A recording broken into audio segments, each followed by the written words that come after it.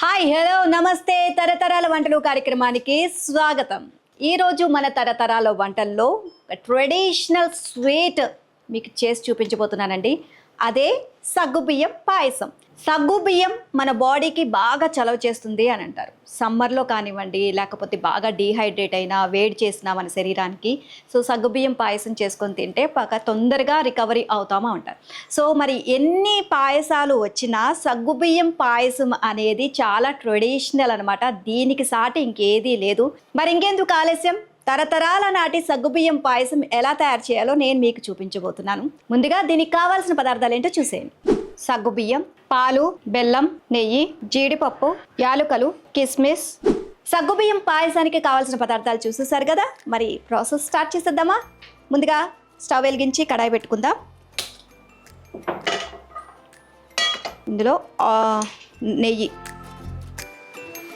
Dry fruits మనం జీడిపప్పు, కిస్మిస్ ఉంది కదా, ఇది ఫ్రై చేసుకోవాలి. మనం ముందుగా జీడిపప్పు ఫ్రై చేసుకుందాం. స్వీట్స్ అన్నా పాయసం అన్నా కంపల్సరిగా మనం డ్రై ఫ్రూట్స్ వేయాల్సిందే వాటిలో.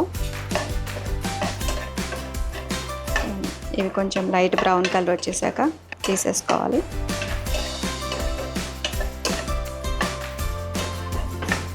అండ్ ఇందులోనే మనం కిస్మిస్ కూడా వేసేసుకుందాం.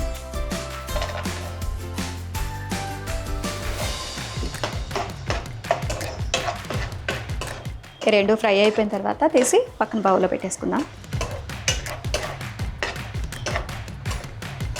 సేమియా పాయసం ఇవన్నీ చేసుకుంటామండి, బట్ సగ్గుబియ్యం పాయసం అనేది మీకు తెలిసిందే, చాలా ట్రెడిషనల్ వంటకం అనమాట ఇది.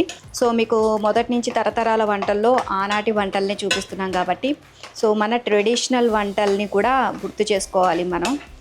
అందుకని సేమియా పాయసానికి బదులు మనం ఈరోజు సగ్గుబియ్యం పాయసం చేసుకుంటున్నాం అనమాట. సగ్గుబియ్యం పాయసం కూడా మనం బెల్లంతో తయారు చేసుకుంటున్నాం కాబట్టి చాలా చాలా హెల్దీ.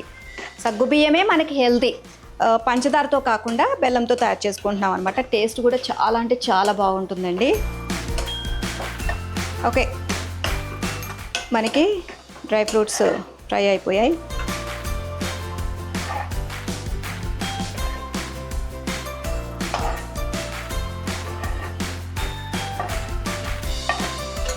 అండ్ ఇప్పుడు ఇందులోనే మనం కొన్ని వాటర్ పోసుకోవాలి.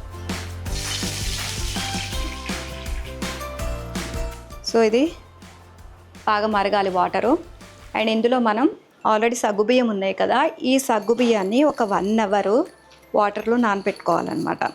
ఆ నానిన సగ్గుబియ్యం ఇందులో మనం ఉడకబెట్టాలి. చూస్తున్నారు కదా, ఇగో ఇలా నేను నానబెట్టాను. సగ్గుబియ్యం ఈ విధంగా ఉంటుంది. ఇప్పుడు ఇది మనం ఇందులోకి షిఫ్ట్ చేసుకోవాలి. ఎలా అంటే ఎంతసేపు ఉడకాలి అని చెప్పి డౌట్ ఉంటే, ఇది మనకి ఇలా వైట్గా ఉంది కదా, ట్రాన్స్పరెంట్గా అయిపోతుందండి. మనకి ఒక జెల్లీ టైప్ అయిపోతుంది. మొత్తం కంప్లీట్ ట్రాన్స్పరెంట్ అయింది అంటే మనకి సగ్గుబియ్యం ఉడికిపోయినట్టు అనమాట. ఇప్పుడు ఈ సగ్గుబియ్యాన్ని ఇందులో వేసేసుకుందాం వాటర్లో.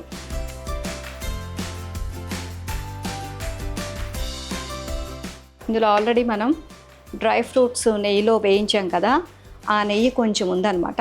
అందులోనే మనం వాటర్ పోసేసి ఉడకబెడుతున్నాం. చూస్తున్నారు కదా, కొంచెం కొంచెం ట్రాన్స్పరెంట్ లాగా జెల్లీ టైపు అయిపోతుంది మనకి.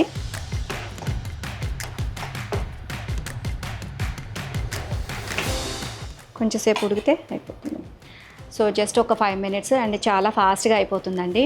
సగ్గుబియ్యం పాయసం చాలామందికి తెలుసు, బట్ ఏంటంటే ట్రెడిషనల్ వేలో అంటే బెల్లం వేసుకొని చేస్తే మన ఒంటికి వేడి చేస్తే కనుక చలవ చేస్తుంది అని చెప్పేసి మన పెద్దవాళ్ళు ఎక్కువగా సగ్గుబియ్యం పాయసం చేస్తూ ఉంటారు.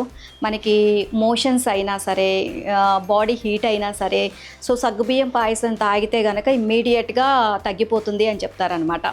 ఇది ఇప్పటిది కాదండి, చాలా ఏళ్ల నాటి వంటకం ఇది. మన హెల్త్కి సంబంధించి కూడా మన అమ్మమ్మలు వీళ్ళందరూ కూడా ఈ విషయాలు చెప్పినవే. ఇప్పుడు మనం అందుకే మీ ముందుకు మేము అన్ని తరతరాల వంటలు అంటేనే ఆనాటి వంటలు కాబట్టి ఆనాటి వంటలన్నీ కూడా మీ ముందు చూపిస్తున్నాం. మీరు కూడా చూసి ఇంట్లో చేయండి. అండ్ మేము అన్నీ కూడా ఈజీ ప్రాసెసే మొత్తం కూడా వీడియోస్ పోస్ట్ చేయడం జరుగుతుంది. ప్రతి ఒక్కటి కూడా చాలా ఈజీగా అండ్ చాలా ఫాస్ట్గా అయిపోయే వంటలే చూపిస్తున్నాం. చూస్తున్నారు కదా థిక్గా అయిపోయింది. ఇందాక వాటర్ ఎట్లా ఉంది మనకి ఇప్పుడు జెల్లీ టైప్ అయిపోతుంది అనమాట. సో కొంచెం సేపు ఉడికితే మనకి ఇది ట్రాన్స్పరెంట్లా అయిపోతుంది మనకి సగ్గుబియ్యం అంతా కూడా. సో అలా ట్రాన్స్పరెంట్ లాగా అయిపోతే మనకి సగ్గుబియ్యం కంప్లీట్గా ఉడికిపోయినట్టు.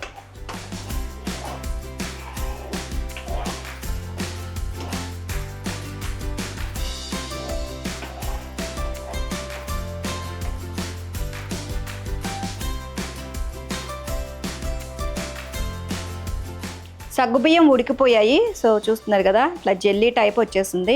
ఇది సరిపోతుంది మనకి. ఇప్పుడు మనం బెల్లం తురుముకున్నాం కదా, ఆ బెల్లం వేసుకోవాలి. సో ప్రతిసారి నేను స్వీట్ చేసేటప్పుడు మీకు చెప్తూనే ఉంటాను, స్వీట్ అనేది మీ చాయిస్. మీరు ఎంత స్వీట్ తింటే దాన్ని బట్టి అడ్జస్ట్ చేసుకోవచ్చు.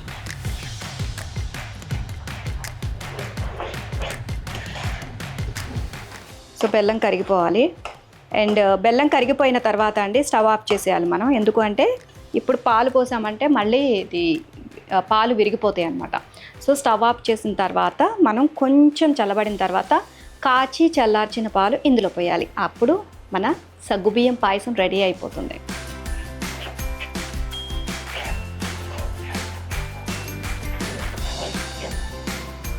కొంచెం ఒక 2 minutes స్టవ్ ఆఫ్ చేసేసి ఆ తర్వాత పాలు ఇందులో పోసేద్దాం. పాలు కూడా యాడ్ చేయకుండా ఇట్లా అన్నా తినొచ్చు, లేదు అనుకుంటే కనుక పాలు కూడా యాడ్ చేయొచ్చు మనం.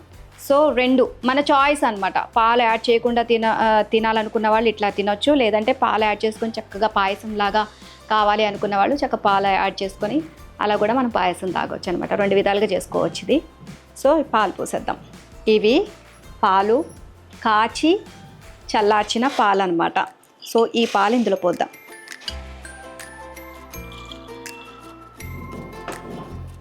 మన కన్సిస్టెన్సీ ఎంత కావాలి అనేది దాన్ని బట్టి మీరు పోసుకోవచ్చు పాలు.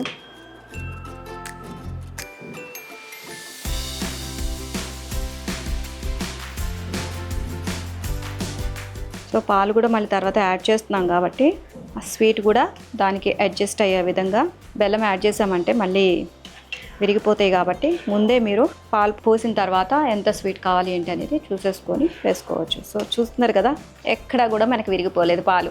చక్కగా పాయసం ఎంత తిక్కగా బాగుందో. ఇంకా కావాలనుకుంటే మీరు ఇంకా కొంచెం వాటర్ లాగా అట్లా కావాలనుకుంటే ఇంకొన్ని పాలు పోసుకోవచ్చు, లేదు ఇలా చాలు అనుకుంటే కనుక ఇక్కడ తాపేయండి. నాకు ఇదైతే సరిపోతుంది, కన్సిస్టెన్సీ సరిపోతుంది నాకు. సో అయిపోయింది కదా, పాలు కలిసిపోయాయి. అండ్ కొంచెం ఇలాచీ పౌడర్, యాలకుల పౌడర్ నేను చాలా తక్కువ వేస్తాను. మీకు ఆ స్మెల్ బాగుంది నచ్చితే కనుక మీరు ఇంకొంచెం యాడ్ చేసుకోవచ్చు. And next dry fruits.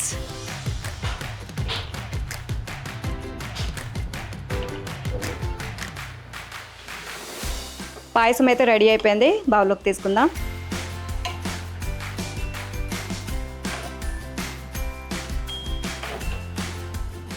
And ఇందులో పైన dry fruits. So very traditional sweet సగ్గుబియ్యం పాయసం రెడీ అయిపోయిందండి. సో ప్రాసెస్ అంతా చూసేసారు కదా, మరి ఇంకెందుకు ఆలస్యం, మన ట్రెడిషనల్ స్వీట్ సగ్గుబియ్యం పాయసం మన ఒంటికి చాలా చలవ చేస్తుందండి సగ్గుబియ్యం. సో మీరు కూడా ఇంట్లో చేసేసుకొని టేస్ట్ చేసేయండి.